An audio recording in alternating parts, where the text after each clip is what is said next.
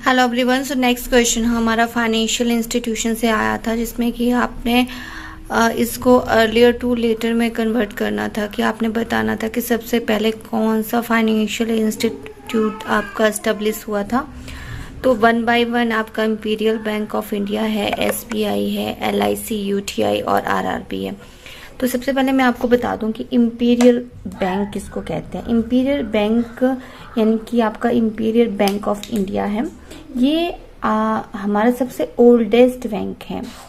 इसको 3 बैंक से बना के इंपीरियल बनाया गया था, bank of Calcutta, bank of Bombay and bank of Madras. Bank of Calcutta बना था 1806 में, बैंक ऑफ बम्बे बना था 1840 में और मद्रास बना था 1843 में।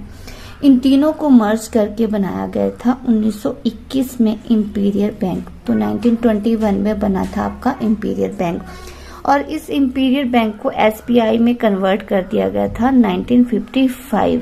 तो SBI का एक्ट है 1955। SBI एक पब्लिक सेक्टर बैंक है, इसका हेडक्वार्टर बॉम्बे में है और दिनेश कुमार खारा जो है अभी इसके चेयरमैन हैं।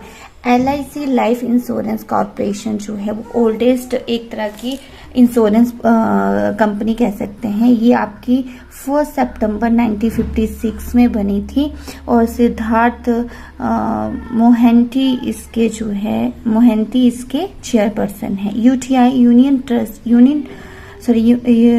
UTI यानी कि जो यूनिट ट्रस्ट ऑफ इंडिया है, और यूनिट ट्रस्ट ऑफ इंडिया आपका कब बना, इसको देखा जाए तो ये 1963 में सेटअप किया गया था, लेकिन इसका जो सुचारू रूप से इसको चलाया गया था 1964 में। UTI का जो एक्ट है वो 1963 है, लेकिन इसको जो चलाया गया था वो आपके पास 1964 है। सबसे पहले जो म्यूचुअल फंड है वो यूनिट ट्रस्ट ऑफ इंडिया ने ही लॉन्च किया था। रीजनल रूरल बैंक की बात करें तो अभी तक इंडिया में 43 रीजनल रूरल बैंक हैं।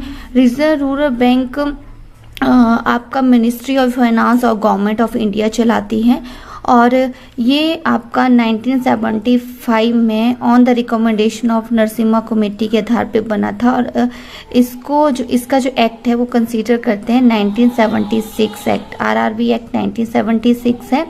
1975 में कमेटी सेटअप की गई थी RRB की, और एक्ट यानी कि जब उसको इम्प्लीमेंट कर दिया गया था तो 1976 है। तो देखा जाए तो सबसे पहले आपका इंपीरियल बैंक बना 1921, SBI 1955 बना, LIC आपका 1956 एंड UTI एक्ट आपका 1963 है एक्ट की बात करें, और ऐसे तो वो 1964 में इसको चलाया गया था। RRB की एक्ट की बात करें तो 1976 है। तो ये आपका देखा जाए तो ऑलरेडी क्वेश्चन ये नेट एग्जाम में आया था, तो ये असेंडिंग ऑर्डर में है, तो इसका ऑप्शन 1 2 3 4 5 ही होगा। तो आई थिंक आपको यहाँ से क्लियर हो जाएगा।